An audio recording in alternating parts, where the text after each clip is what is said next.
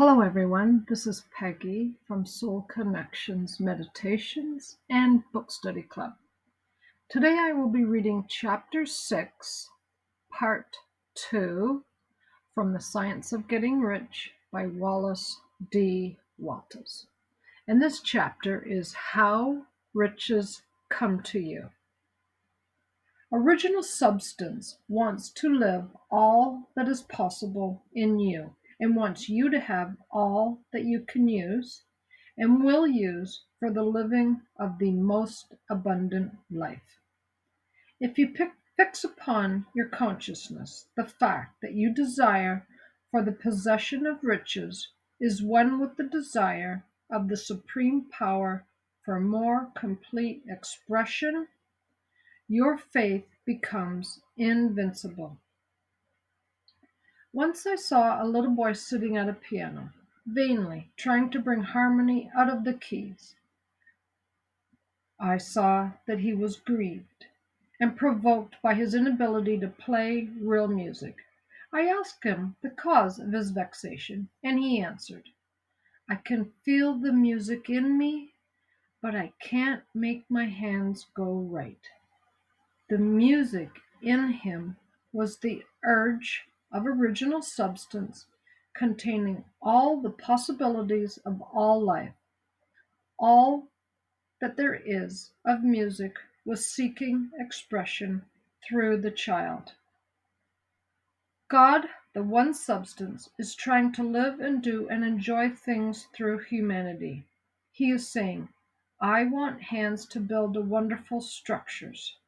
I play divine harmonies, to paint glorious pictures. I want feet to run my errands, eyes to see my beauties, tongues to tell mighty truths, and to sing marvelous songs," and so on. All that there is of possibility is seeking expression through people. God wants those who can play music to have pianos and every other instrument to have the means to cultivate their talents to the fullest extent.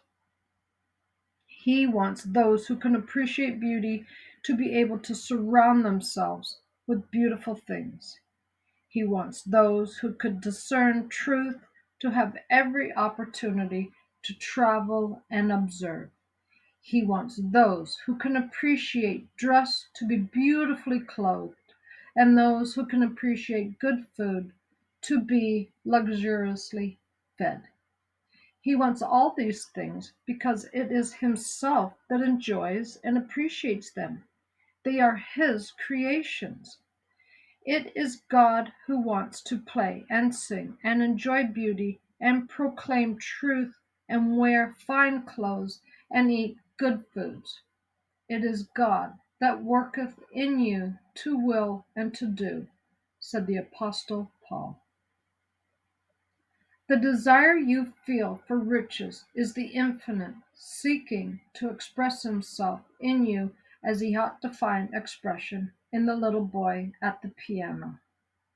So you need not hesitate to ask largely. Your part is to focus on and express that desire to God. This is a difficult point with most people. They retain something of the old idea that poverty and self-sacrifice are pleasing to God. They look upon poverty as a part of the plan, a necessity of nature. They have the idea that God has finished his work and made all that he can make, and that the majority of people must stay poor because there is not enough to go around.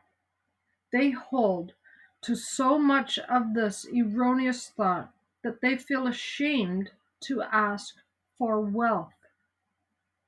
They try not to want more than a very modest competence, just enough to make them fairly comfortable.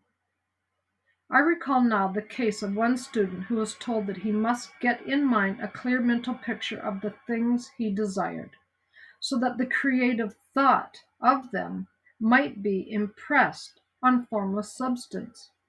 He was a very poor man, living in a rented house and having only what he earned from day to day, and he could not grasp the fact that all wealth was his.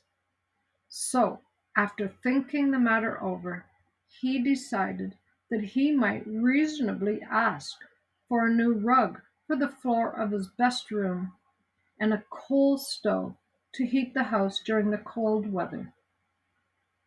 Following the instructions given in this book, he obtained these things in a few months, and then it dawned upon him that he had not asked enough. He went through the house in which he lived and planned all the improvements he would like to make in it. He mentally added a bay window here and a room there until it was complete in his mind as his ideal home, and then he planned its furnishings.